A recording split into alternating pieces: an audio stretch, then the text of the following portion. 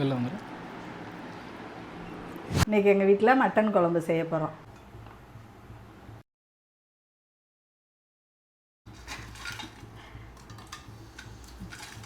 என்னென்ன போடுறீங்க? பிரியாணி இலை, பட்டை, ஒரு ஏலக்காய், கிராம்பு, அன்னாசிப்பூ, இது பெருஞ்சீரகம்.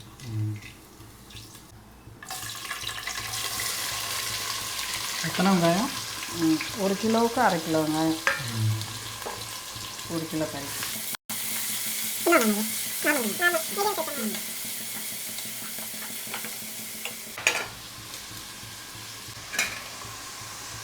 புதினா, கொத்தமல்லி,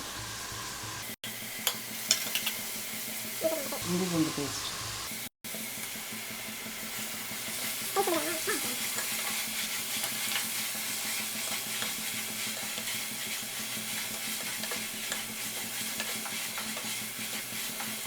ஒரு 1/4 கிலோ கொஞ்சம் கூட தக்காளி. 1/4 கிலோ கூட கொஞ்சம் அதிகமாக. ஆமாம்.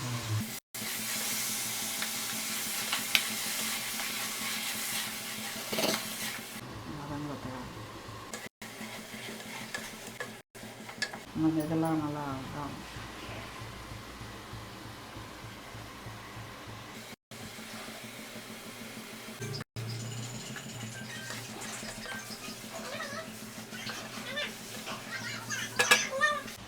கறியை போட்டுடலாம். 1 கிலோ கறி, 1 கிலோ மட்டன். மசாலாலாம் போட்டுட்டு தான் போடணுமா? இதை போட்டுட்டு இதை நல்லா வதக்கணும். வதக்கிட்டு தான் அது போடணும்.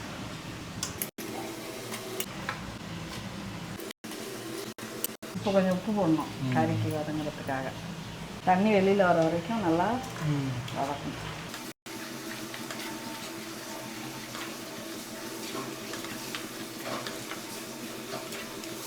மிளகு ஜீரகம் 1 ஸ்பூன். இது இடிச்சதா? ஆமாம், அம்மியில் தட்டுனது 1-2. தூளாக வாங்கி போடுறதோட இந்த மாதிரி இடிச்சு போடுறது. அம்மியில் நசுக்கி 1-2 இருந்துச்சுன்னா டேஸ்ட்டாக இருக்கும். அந்த கறி ஸ்மெல் வராது. கோழி கறி, ஆட்டுக்கறி. ஃபஸ்ட்டு மஞ்சத்தூள் கொஞ்சம் போட்டுக்கலாம், சும்மா லைட்டாக. ஒரு கலர் மாதிரி தண்ணிலாம் வெளியில் வர வரைக்கும்.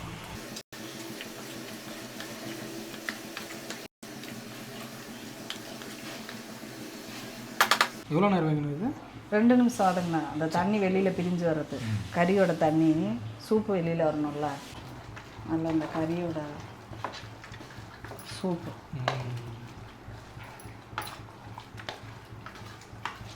வெளியில் இருக்க சூப்பு அது வந்து குழம்பு வச்சோம்னா தான் டேஸ்ட்டாக இருக்கும் குழம்பு.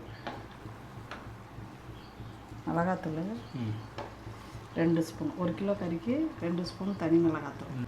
மல்லித்தூள் 2 ஸ்பூன். Mutton masala 3 spoon.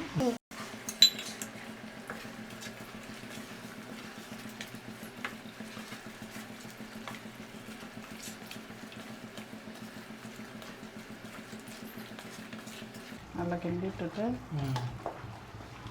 பச்சை ஸ்மெல் போனோடனே விசில் வச்சிடும். எல்லாமே போட்டாச்சு. எல்லாம் போட்டாச்சு. விசில் வந்தோடனே தேங்காய் அரைச்சி ஊற்றி கொதி வச்சு இறக்கணும். கொஞ்சமாக 1 கிளாஸ் தண்ணி ஊற்றினா போதும். ஏன்னா அதுலேயே சூப்பு நிறையா இருக்கிறதுனால விசில் வைக்க அவ்வளோ தேவையில்லை தண்ணி.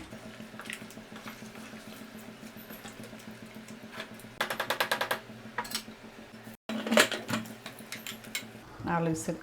தேங்காய், கருவேப்பிலை, பொட்டுக்கடலை, பெருஞ்சீரகம் போட்டு நல்லா தண்ணி 1 கிளாஸ் ஊற்றி நல்லா அரைச்சிக்கணும்.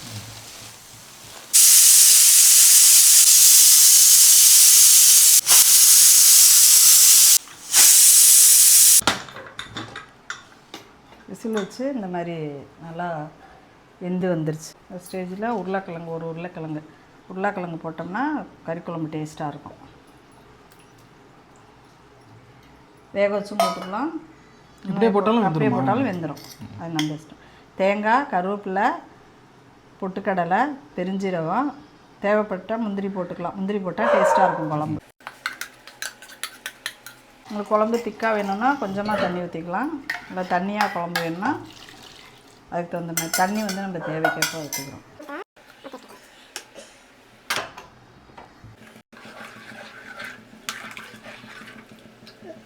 இந்த அளவுக்கு இருந்து நம்ம நல்லா கொதி வந்து சுண்டி கொஞ்சம் தடன்னு வர ஸ்டேஜுக்கு கொதிக்க வைக்கணும் குழம்பு. எல்லாமே கரெக்டாக இருக்குது. கொதி வந்து உருளைக்கிழங்கு வெந்தோடனே ஆஃப் பண்ணிடலாம் குழம்பு.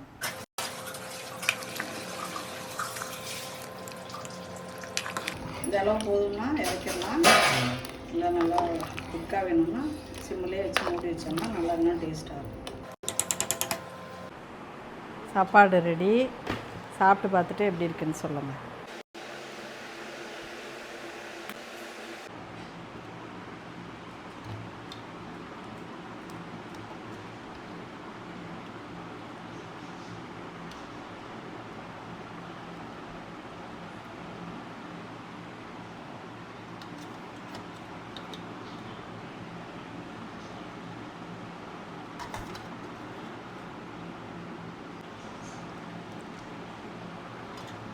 மாமியார் செஞ்ச மட்டன் குழம்பு எப்படி இருக்குன்னு பார்த்துடலாம். சரியான சூடு. ஏதாவது ஒரு பீஸ் எடுத்து உடச்சி காட்டலான்னு பார்த்தா எல்லாமே சுடுது. நல்லாவே வந்திருக்கு. பார்த்தாலே தெரியும், உதிர்ந்து விழுந்துக்கிட்டு இருக்கு.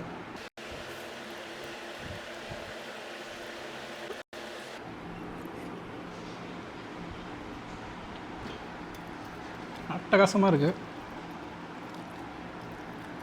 மாமியார் மட்டன் மகத்துவம். பிளிஸ். ஃபேண்டாஸ்டிக்.